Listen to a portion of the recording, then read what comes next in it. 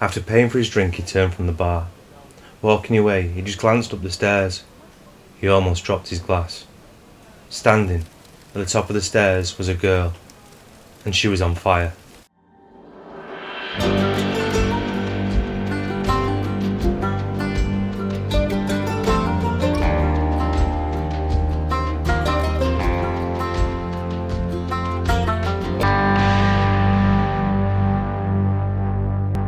This week will be a little bit different, as you requested an episode of Haunted Pubs of Manchester. So, this week there'll be a couple of short stories and information about the pubs and the location, so you can have a little look and enjoy a drink there as well. I'll start with one of my favourite little pubs, nestled away on Great Bridgewater Street, Peveril of the Peak, standing proud in Victorian green glass glazed tiles, added to the exterior in 1900. The pub also has stained glass windows, making it one of Manchester's most beautiful pubs, which also boasts Britain's oldest serving landlord, Nancy Swanwick, who at 93 is helped by her son Maurice. The pub opened in 1830 and has seen everything from factory workers spending their hard-earned wages on a few pints and a pie and heading back off to work, to being used as a brothel for American servicemen in World War II. A patron also died at the pub when he was struck down by a heart attack. In this pub, staff and patrons swear chairs move, glasses levitate, and you often get the feeling that somebody is watching you. Of course, the basement is supposed to be the creepiest place, but overall, there doesn't seem to be a nasty presence at the pub. I've had my own experience here as well. When you walk in through the doors coming from Great Bridgewater Street, you have a room on your right that has benches reminiscent of church pews that run round the room clinging to the walls. There's stools and tables up against them. Every Christmas we have a meet-up for everyone who used to work in archaeology at our old employer. And this Christmas in particular, we met at Peveril of the Peak. We had been sat in this room for about an hour talking and catching up, when my glass in front of me shattered. I know what you're thinking, as I had similar thoughts. The glass was warm from the cleaner and the liquid was cold, and it made the glass crack or whatever, or the table had been knocked or the glass had been knocked. But I'd had this glass for a while. It was half full. No one was touching the glass. I looked at it, I was ready to pick it up, and it just shattered in front of me. There's no explanation for that. The second pub is the Shakespeare. It's a much darker haunting. The pub was originally built in 1656 as the Shambles pub in Chester, but after 200 years it was taken down and moved piece by piece, being rebuilt on Fountain Street in Manchester.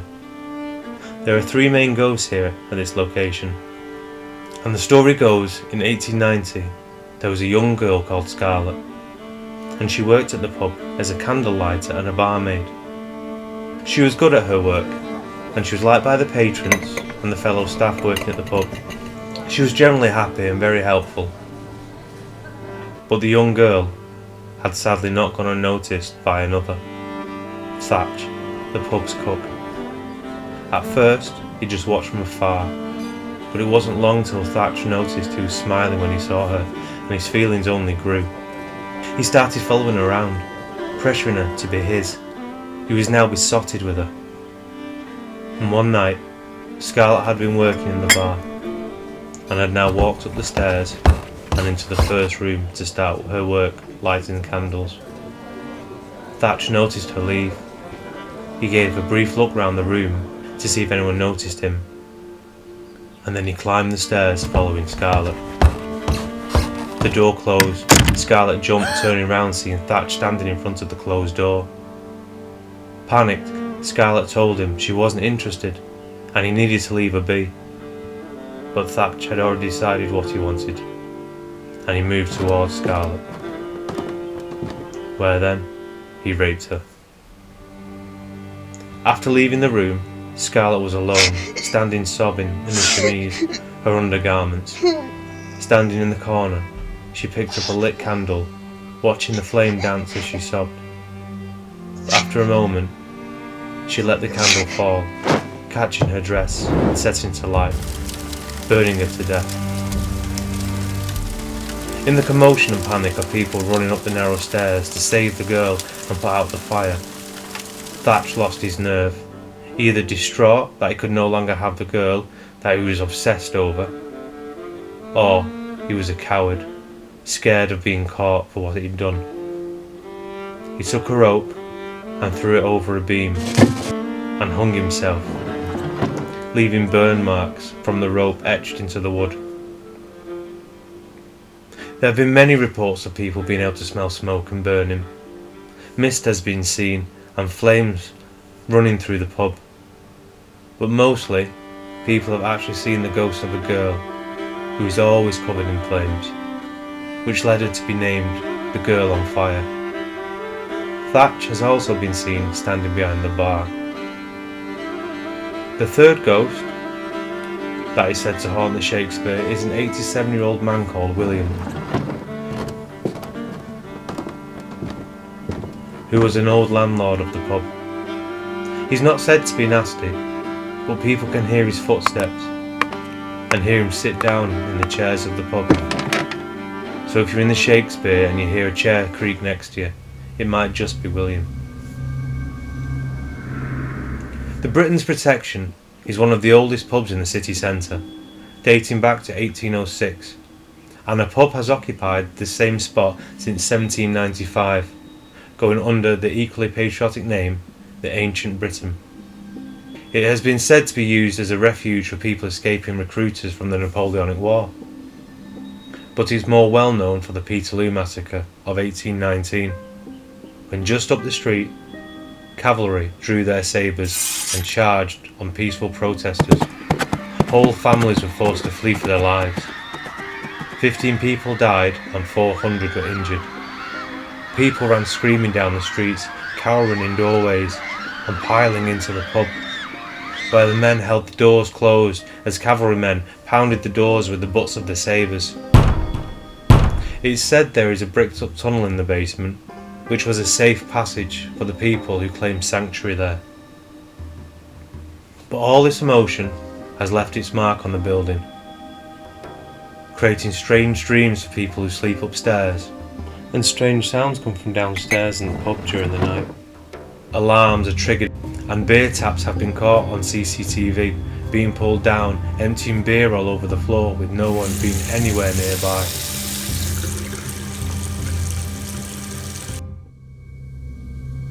Lastly is the Ringo Bells. It's a pub in Middleton. It is said the foundations of the building are set upon a building from the Saxon period, and the site is said to be much older as it was an ancient Bronze Age temple used by the Druids. In the Middle Ages it served as a refectory for monks brewing their potent ale, probably in the area where the pub's cellars are currently situated. But it's not long hooded shadows creeping around at night that the pub is known for. The story goes, in the 1600s the area was gripped by the English Civil War, and Lord Stanycliffe and his family were unwavering royalists. But Middleton, the area that they lived, was staunchly parliamentarian, with the Old Boar's Head, another pub, becoming the parliamentarians' headquarters in the area. A small band of royalists resisted, spearheaded by the Lord's son, made things difficult for the parliamentarians in the area, and they used the cellars of the Ring of Bells as the clandestine meeting place. Due to the medieval monks, the cellars were linked to the Middleton parish church by a secret tunnel, which a small band could escape if they ever got found out. One evening though, one of the locals who supported the parliamentarians betrayed the meeting, and the parliamentarians crept up to the pub and burst through the door, ambushing the meeting. The Lord's son managed to get down into the cellars to flee. He ran down a dark, damp tunnel, but when he burst out on the other end, the parliamentarians were waiting at the church, just by the passage exit. They dragged him back into the tunnel, and they hacked him to pieces. Knowing this was the son of a lord, there might be consequences. They buried the pieces of his body under the flagstones in the cellar, where they are said to remain to this day. Some items have been discovered down there, helmets and pikes under the cellar floor, which date to the 1600s, but up until now, no human remains have been found. His ghost is often seen, and is referred to as the Sad Cavalier, or Edward. Footsteps are often heard. People feel like they're being touched, and stones are thrown and glasses move on their own. There was even a video of a pint moving and crashing off the table all by itself played on This Morning, which is a national daytime television show.